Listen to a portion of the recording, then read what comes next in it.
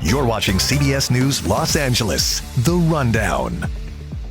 Hello, I'm Amy Johnson. Here's a look at our top stories. A man accused of ambushing and shooting an LA County Sheriff's deputy in West Covina has been arrested. Raimundo Duran was taken into custody in San Diego. Sheriff Robert Luna says the 47-year-old has a violent criminal history. The deputy was shot in the back, but his bulletproof vest saved him. Investigators are still trying to piece together the details of that shooting. Homicide detectives worked throughout the night to process the scene, collect evidence, and canvass the area for surveillance, video, and potential witnesses. Raimundo Duran was detained by the officers of the CHP San Onofre Inspection Facility in San Diego County. During their investigation, the California Highway Patrol officers retrieved a firearm from Raimundo Duran's vehicle. Kcal News reporter Luz Delia Caballero will have much more on this developing story ahead at 4 o'clock. Well, police have arrested a student in San Bernardino who's accused of bringing a gun to school. Oak Hills High School officials put the campus on lockdown as a result. Now, they say police were able to quickly find and stop that suspect and recover the firearm in question. No one was hurt, and all students and staff are safe. School administrators say they're planning for increased law enforcement and counseling services moving forward. Turning now to your weather, we have a live look at Santa Monica. Sunny along the coast, but check out those clouds in the distance. Kcal News meteorologist Olga Ospina has your next weather. Hi, Olga. Yeah, hi, Amy. And, you know, for a change, we're actually seeing sunshine along the coastline, but a different story for some of our inland areas. So there's a live look at Santa Monica. We actually have that reverse clearing where we're getting sunshine along the coast and still cloudy and cool for inland spots.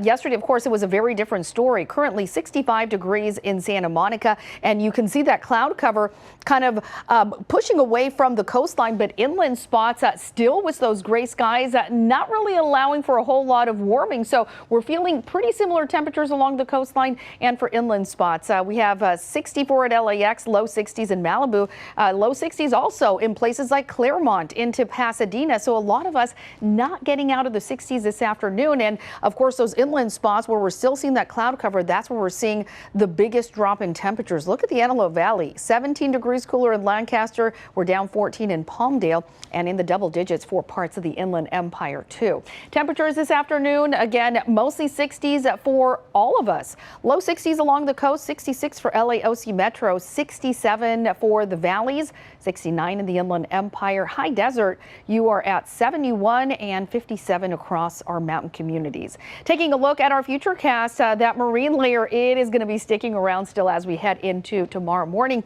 Still that chance once again of getting a little bit of drizzle, and then by Thursday, that's going to be the best chance of even getting a few light showers. Here we are, 7:30 a.m. on Thursday, and again, we could see a little bit of wet weather. This is not going to be a huge rainmaker, but just keep that in mind as we head into the next several days. And here's a look at Friday as well. Things will be changing as we head into the weekend, so that is the good news. A drier pattern setting up and a warmer one as well. There's that area of low pressure sitting just offshore. It's going to bring us those cooler temperatures, an increase in that onshore flow, so that marine layer sticking around with us at least through the end of the work week. And then by the weekend, things start to shift.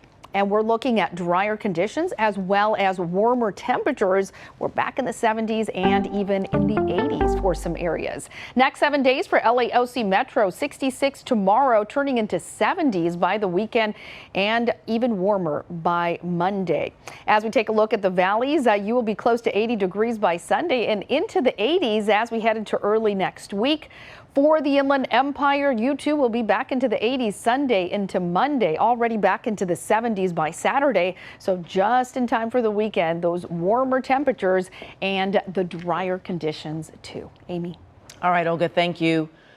Pro-Palestinian protesters are back out on college campuses nationwide today, demanding an end to the war in Gaza and their universities' ties with Israel.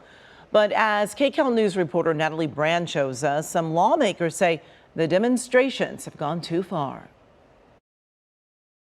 Pro-Palestinian protesters clashed with police on the campus of Cal Poly Humboldt overnight. End the occupation now! Police have been stepping in to break up some of the encampments forming on college campuses across the country, from Massachusetts to Michigan to California. We're fighting against the complicity of our own university and the hand that this university has. And at the end of the day, we're anti-war. And I think it's really important for folks to remember that. More than 150 were arrested outside of NYU Monday. Free Palestine! Free Palestine! And Jewish students at Columbia University say they feel some demonstrations have veered from pro-Palestinian to anti-Semitic. We don't feel safe on campus. We don't feel comfortable walking around. Some are calling on Columbia's president to do more to protect Jewish students. While the leadership of Columbia may be failing you, we will not.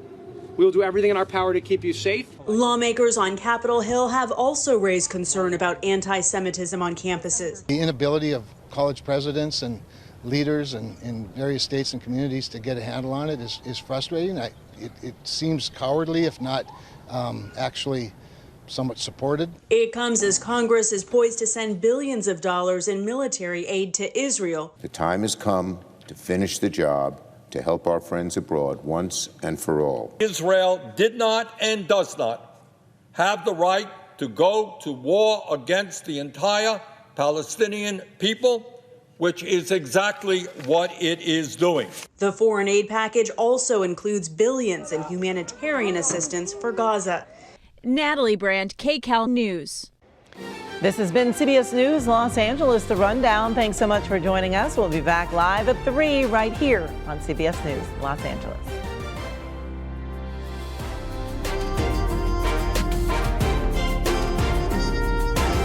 CBS News Los Angeles, your local news, streaming wherever, whenever.